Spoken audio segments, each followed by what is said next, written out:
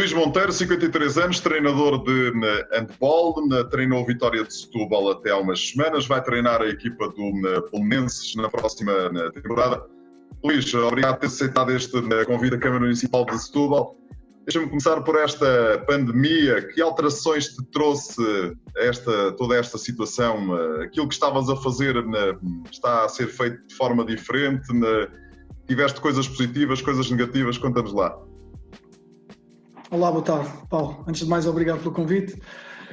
Sim, trouxe-nos algumas alterações aqui na nossa vida. Nós somos um agregado familiar de 2 professores e um estudante.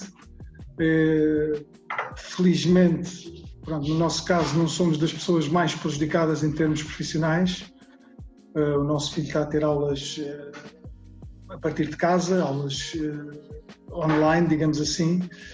Eu e a minha mulher estamos a conseguir trabalhar também com aulas online, não temos tido limitações em termos profissionais nesse sentido.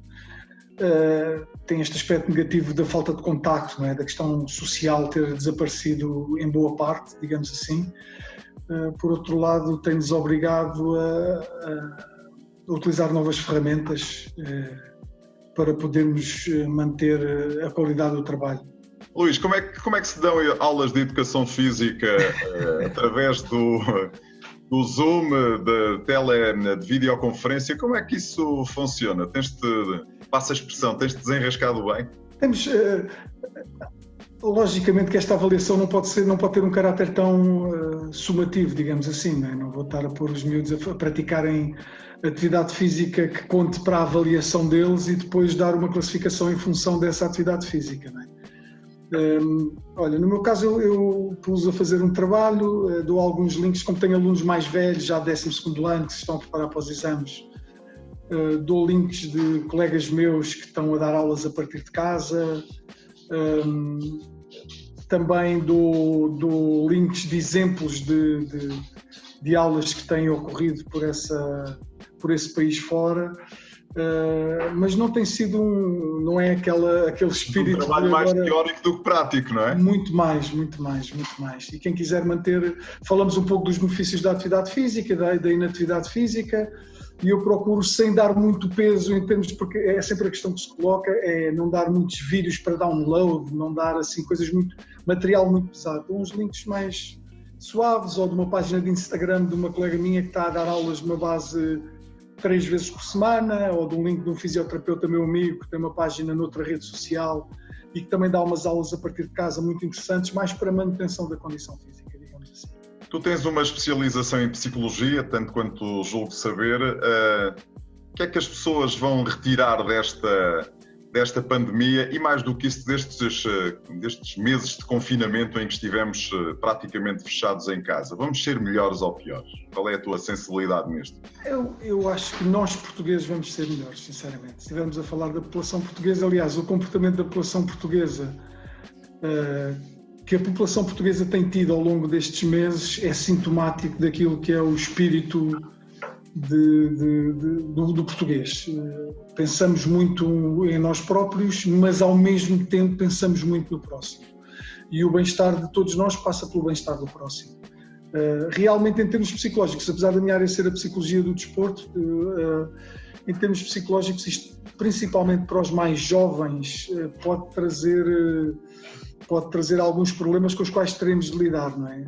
Por outro lado, se calhar temos que mudar um bocadinho o paradigma da nossa forma de estar e de ser em relação à sociedade e pronto, outro dos problemas que também é crescido, que eu estava a falar indiretamente anteriormente, é porque o número de desempregados vai aumentar bastante, vamos ter um problema económico muito grande, não é? Que é o reverso desta medalha, ou que é um dos lados desta medalha, desta moeda, e que vai ser preciso um grande apoio da parte do Estado e da parte dos organismos competentes para conseguirmos ultrapassar de uma forma menos dolorosa, digamos assim. Ou seja, não vai correr tudo bem como temos vindo a dizer. Paulo, mas eu acredito muito no espírito corporativo da nossa população, sinceramente. Luís, deixa-me falar de ti. Porquê é que te tratam por sapo? se eu colocasse esta questão, ninguém acertaria. Eu sou o irmão mais novo de 3 e a alcunha surgiu quando eu tinha 1 ano de idade.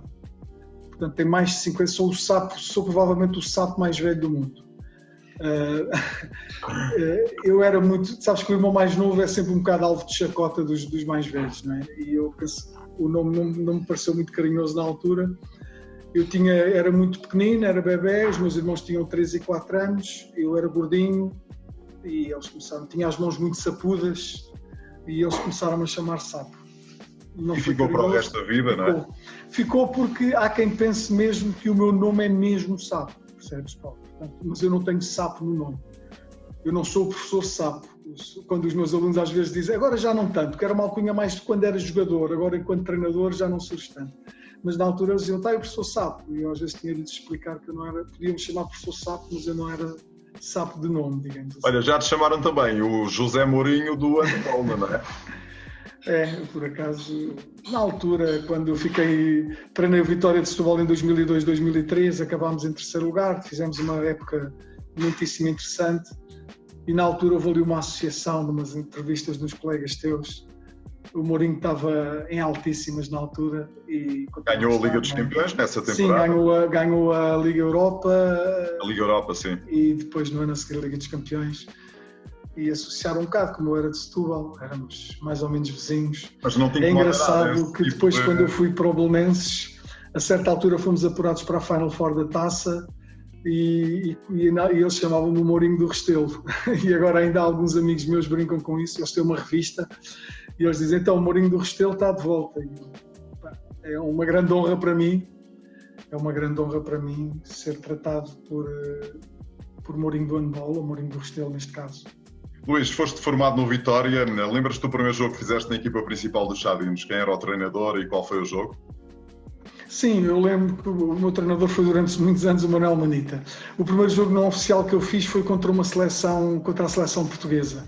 Tinha 17 anos e depois o primeiro jogo oficial foi contra o Belenenses, mais uma vez, e tinha 17 ou 18 anos.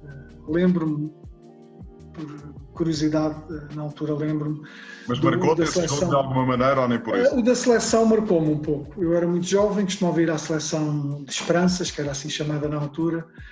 Eu lembro-me que um amigo meu, que é o Serra Saldanha, que era um indivíduo muito ligado ao handball e que era fotógrafo em part-time, tirou algumas fotografias desse jogo e eu fiquei com elas, por isso foi mais fácil recordá-lo. Luís, na época de 89-90 ao serviço do Vitória conseguiste a melhor classificação de sempre dos verde e brancos no campeonato de handball como jogador, depois repetiste isso como treinador, o 3º lugar. Lembras-te dessa equipa? Lembro, era uma equipa brutal. Eu não jogava muito, mas tínhamos um guarda-redes polaco, que tu te lembras também de certeza, que era o Wasilewski, que era um monstro na baliza. O treinador era o Manita, o adjunto era o Moraes, que foi uma das... juntamente com o Joaquim Tavira, talvez tenham sido os 2 jogadores com mais história no handball do Vitória, provavelmente o Moraes também com um pouco mais de história. Tínhamos uma equipa muito forte e foi uma classificação realmente muitíssimo interessante na altura, com um excelente trabalho do Manuel Manita e com o adjunto, o capitão Moraes, o eterno capitão. Que me deu a honra, quando ele terminou a carreira e passou para adjunto nessa época, disse: Luís, tu a partir de hoje, se não te importares, passas a jogar com o número 10, que era o meu número. Eu jogava com o 5 na altura e passei a jogar com o número 10. A camisola era um bocado mais pesada do que a número 5, mas eu acho que depois me aguentei.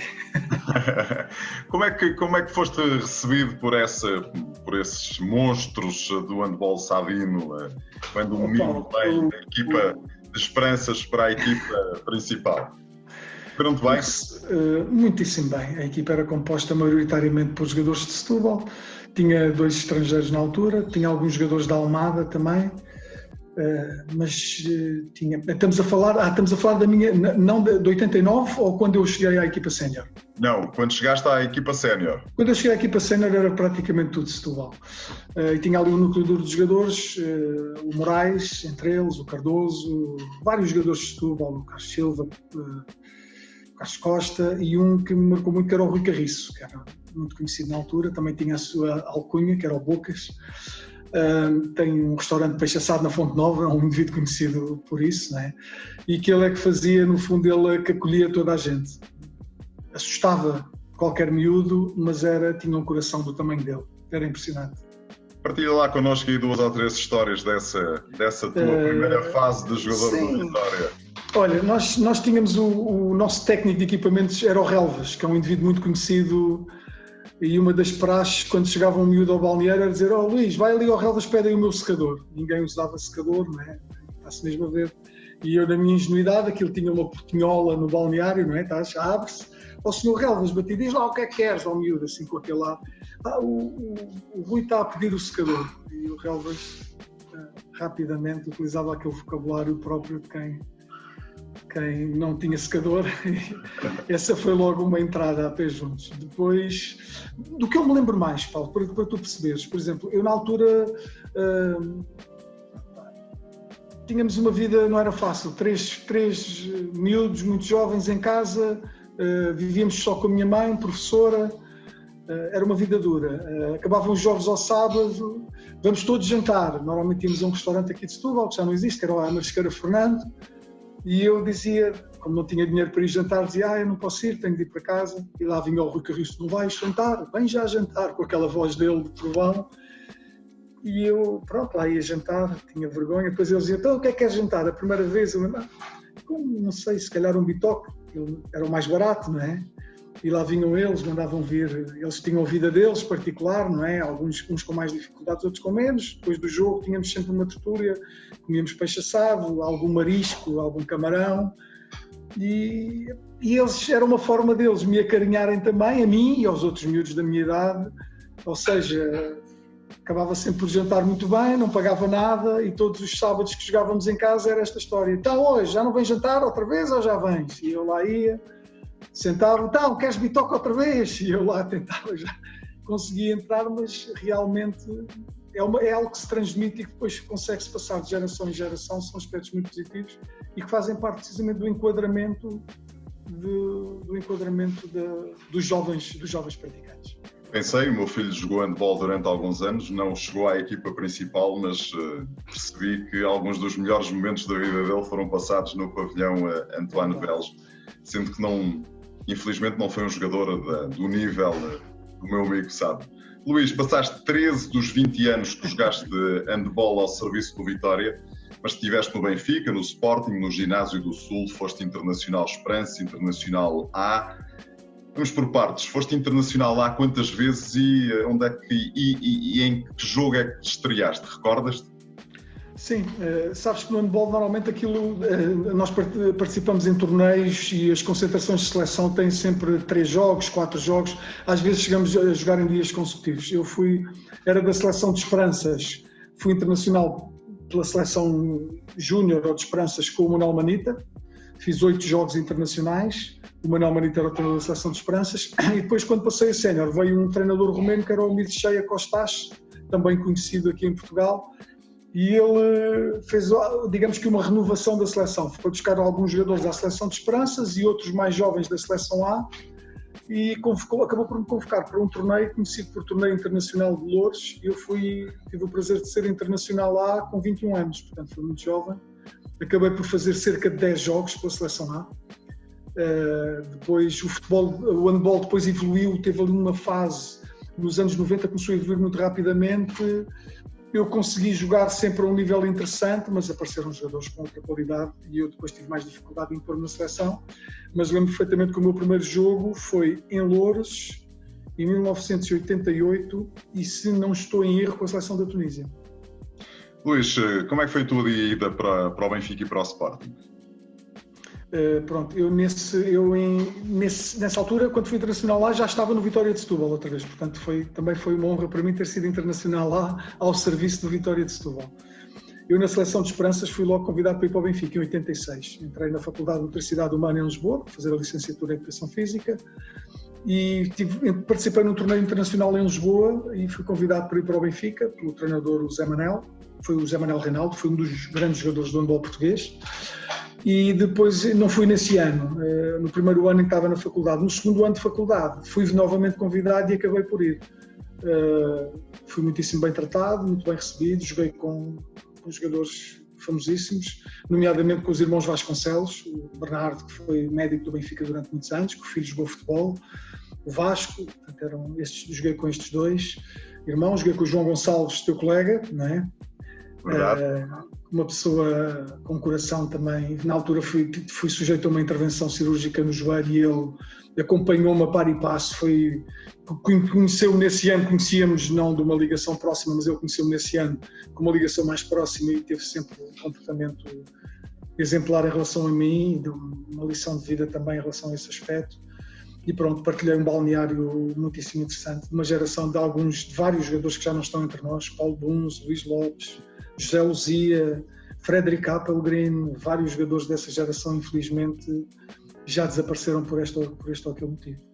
E curioso que, Paulo, ainda hoje tenho um jantar anual, que é o Jantar dos Reis, dos antigos praticantes de handball do Vitória, do Benfica. Todos os anos eles fazem este jantar e todos os anos eu faço questão de estar presente. Curiosamente, este ano foi na cozinha da Isilda, ali em Palmela.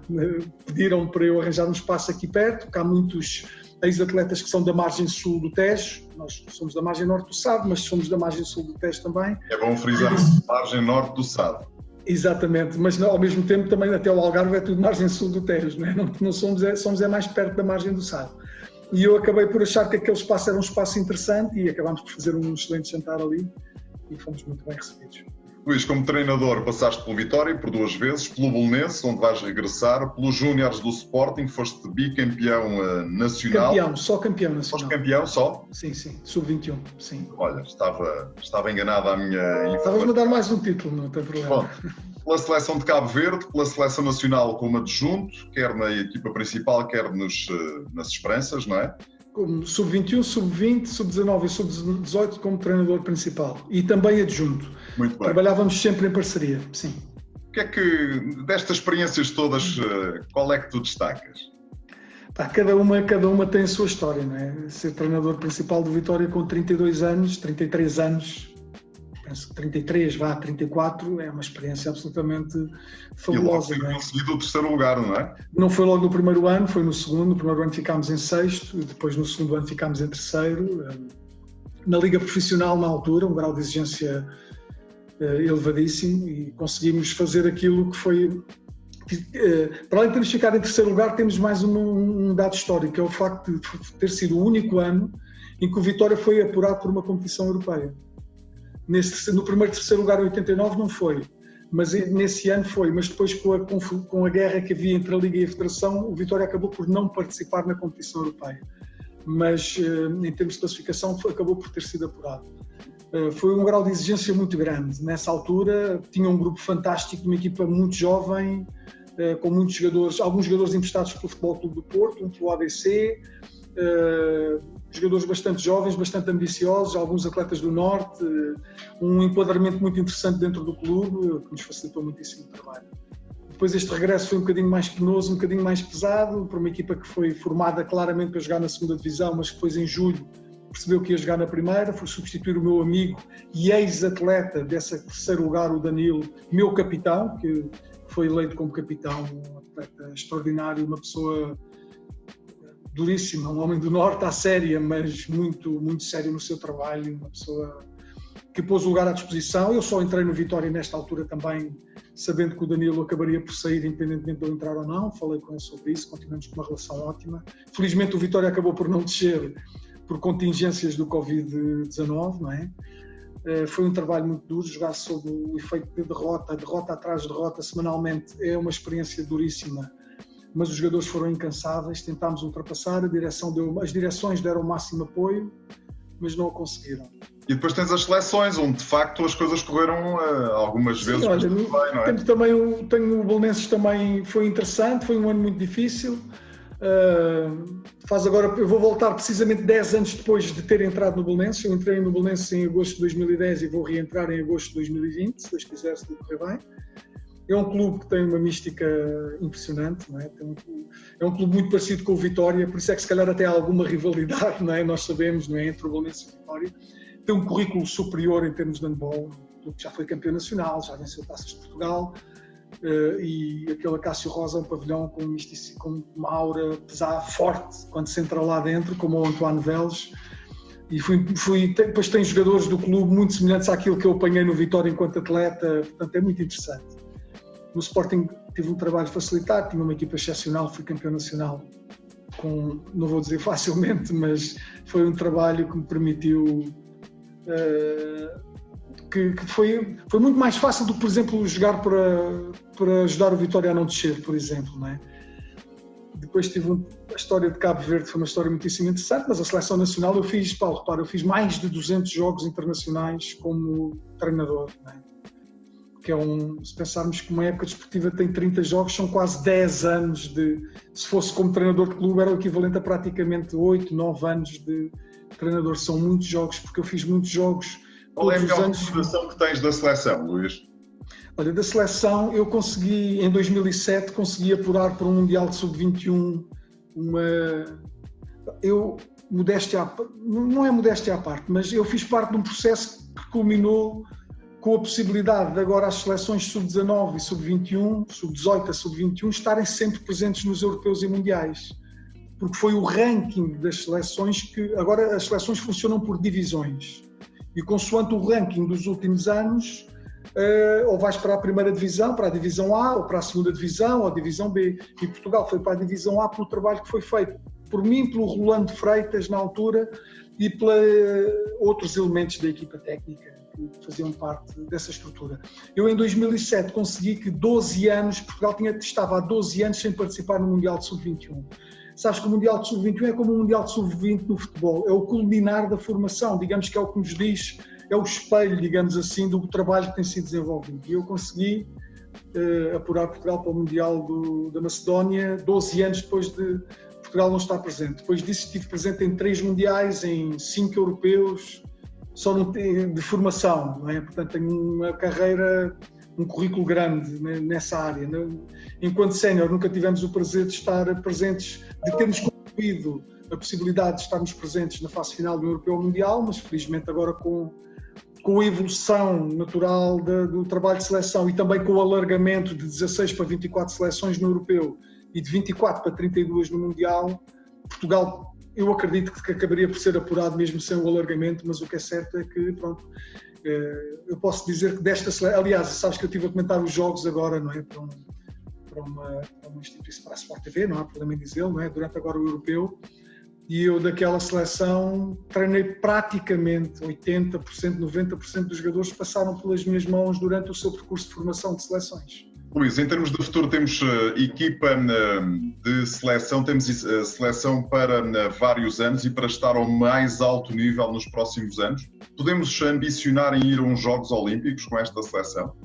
Podemos, sinceramente podemos. O meu sonho era, quando eu entrei para a equipa sénior, eu dizia ao Rolando que a minha ambição era ir aos Jogos Olímpicos de Tóquio 2020. Porque o percurso, quando tu entras, a vida fica um pouco mais facilitada, não é, Paulo? Portanto, a partir do momento que entras nesta alta roda e começas a participar, porque é mais difícil às vezes entrar no europeu do que depois conseguir, com uma conjuntura mais ou menos favorável, obter um bom resultado. No Mundial, ainda mais, porque tens equipas que estão no Mundial, mas que não têm a qualidade. Se fosse um torneio completamente, um apuramento completamente aberto, muitas das seleções que vão ou do continente americano, ou do continente asiático, ou mesmo africano, porque o núcleo duro de seleções está na Europa, não é? Um pouco à semelhança do futebol, não é? Tirando o Brasil e a Argentina, o Uruguai e se calhar uma ou outra que me pode estar a escapar, o resto é quase tudo Europa, não é? E às vezes quando tu passas a primeira fase, chegas a uns oitavos e a vida está um pouco mais facilitada. E nós agora, por exemplo, temos o apuramento para os Jogos Olímpicos em 2021, um grupo duríssimo, Croácia, França, Portugal, Tunísia, a serem 2 apuradas, mas não é uma utopia pensar que se pode ser apurado para os Jogos Olímpicos. Luís, deixa-me falar um bocadinho de ti nesta parte final. Nasceste em que zona de Setúbal? Nasci na Praça do Brasil, que é junto à estação do comboio. O meu quarto era virado para a estação do comboio, mas era um bairro muito interessante, que não circulavam carros à volta quando eu vivi lá em miúdo, e tinha um parque verde onde nós jogávamos à bola, jogávamos às escondidas, a apanhar. Há aqueles jogos que a PlayStation tem hoje, mas que nós fazíamos não virtualmente, mas ao vivo. Portanto, eu saía de casa às 8h30, regressava das aulas, por exemplo, no ciclo, com 10, 11 anos, às 5 da tarde, e só entrava em casa às 8 da noite para jantar. Portanto, nunca ia para casa, não é? Ou tinha treino, ou ficava na rua a jogar a bola. Esse é o meu bairro. Como é que defines um setubalense? Como é que te defines enquanto setubalense? O setubalense é uma pessoa muito humilde, sinceramente. Mesmo os setubalenses de sucesso como tu, por trás dessa capa de jornalista de sucesso, eu que te conheço pessoalmente, quando nós nos juntamos numa tertúlia, é melhor que ninguém nos esteja a ver ou a filmar, porque não vão dizer aquele não é o professor Luís Monteiro, ou o treinador Luís Monteiro, aquele não é o Paulo Sérgio que nós ouvimos na televisão ou na rádio, ou outros que estão connosco, ou o João de Deus que está connosco e que agora já foi para o Brasil e está no Flamengo, não é? Tu sabes bem que a tertúlia dessas pessoas é de muita humildade. Nós temos muita cultura do bairro e estamos sempre prontos a ajudar o próximo. É uma característica nossa. Qualquer situação que surja, surgiu-me aqui uma situação economicamente mais favorável, a primeira coisa que faço é agarrar no dinheiro e, sem ninguém saber, ao telefone, eu sei que estás com dificuldades aí, eu sei que estás com dificuldades acolá, como é que eu posso ajudar? E todos nós, de forma completamente anónima, somos para nós. Eu acho que o indivíduo que mais corresponde a este perfil, por muito estranho que pareça o que eu vou dizer, é o Zé Mourinho. Porque é realmente um indivíduo que tem aquele ar arrogante, que teve que criar uma arrogância para poder treinar o Benfica com 30 e poucos anos, sem nunca ter treinado um clube de primeira divisão, teve que criar ali um perfil um pouco mais distante para poder ganhar um pouco de self-respect, como dizem os ingleses, e ele é um homem do futebol inglês, e aquilo é tudo, ele não é nada assim. E ele é uma pessoa, quem o conhece sabe que ele é o primeiro a dar a mão, o primeiro a ajudar quem quer que seja um treinador, seja um ex-atleta, seja um amigo de infância. O setubalense é realmente uma pessoa muito humilde e se tiver 10 dá 5, se tiver 20 dá 10. Está sempre pronto a ajudar. Luís, e gostas... Concordas ou não, Paulo? Concordo, acho que é uma visão certa, mas sempre sem se mostrar, sem aparecer. Sim, não tem necessidade de ser... as medalhas não fazem parte do currículo. Essas medalhas são medalhas que ficam no nosso... Na memória, sim. Também gostas de choco frito ou preferes o peixe assado? Eu gosto de choco frito do bairro Santos, sinceramente. Como choco frito, quando eu agora para o Belenenses já sei que 2 ou 3 vezes por semana vou ter que levar 4 ou 5 santos de choco. Quando estava no Sporting era igual, portanto faz parte desta cultura e eles gostam muito. Quando vem cá a Setúbal, há muitos que também já vêm comer peixe assado, mas quando vamos tem de haver sempre choco frito. Eu gosto muito do choco do bairro Santos, que é o choco da nossa cidade, digamos. Não é aquele choco que vem congelado, é mesmo o choco do Rio, mais pequenino, um bocadinho mais rijo, mas nós também somos mais rijos, não é? Mas entre o choco frito e o peixe assado, eu prefiro o peixe assado. Sim, eu também. Luís, foi um prazer conversar contigo. Igualmente, Obrigado. Paulo. Um abraço. Dispõe. Obrigado, boa tarde.